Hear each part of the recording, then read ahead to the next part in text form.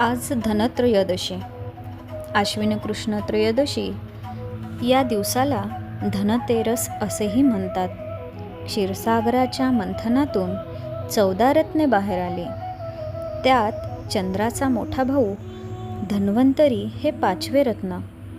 आयुर्वेद व चिकित्साशास्त्र याची निर्मिती श्री भगवान धन्वंतरी यांनी केली.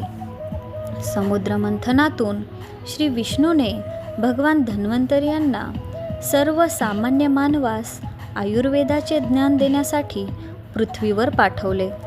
भगवान धन्वंतरी आयुर्वेदाचे ज्ञान 8 भागात विभागून आयुर्वेदाचा अभ्यास प्रसारित केले.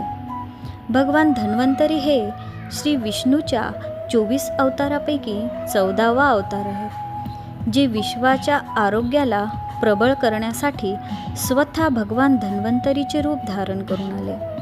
पृथ्वीवर मनुष्य जन्माच्या आधी वेदाची निर्मिती झाली.